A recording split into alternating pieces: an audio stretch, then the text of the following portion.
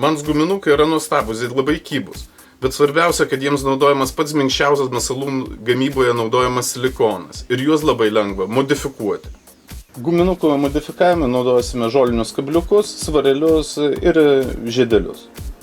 Imame kabliuką, veriame vienam guminukui per šoną, kitam galim guminukui verti per nugarą.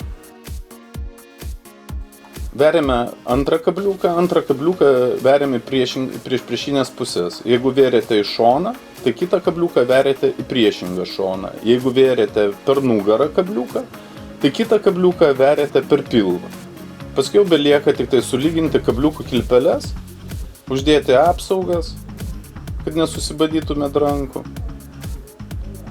Ir kabliukų kilpeles sujungti žiedeliu. Sujungti žiedeliu labai paprasta. Su specializuotom replytėm praskėčiam žiedelį ir perveriam per abidvi kabliuko ąseles.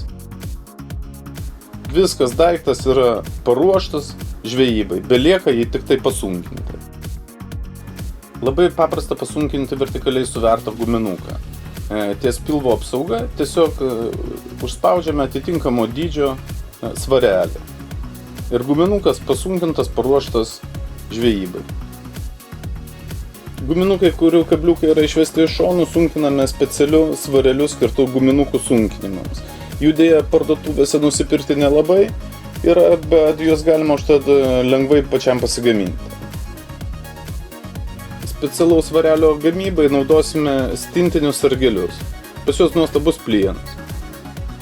Pasiemam sargelį, tiesiog prasitempiame spiruoklę, kad išretėtų vijos. Tada susikarpame atitinkamais ilgiais ir nukirpto galiuko vienoj pusėje suplojame, ištiesiname vielą, prie kurios galima lengvai pridėti ir užspausti norimo dydžio svarelį. Tokiu būdu iš anksto galima pasigaminti įvairiausių svorių. Pasunkinimus, kad žvejybos metu būtų labai paprasta. Įsukai, išsukai iš guminuko, įsukai, išsukai. Tai va, pasigaminame skirtingų svorių, svarelių rinkinį.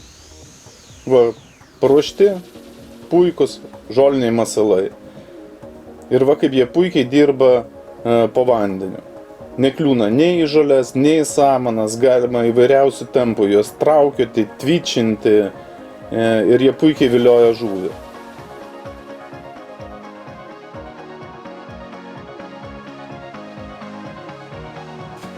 Patys matot, koks puikus jų darbas. Ne veltui Mans guminukai yra numeris 1 pasaulyje.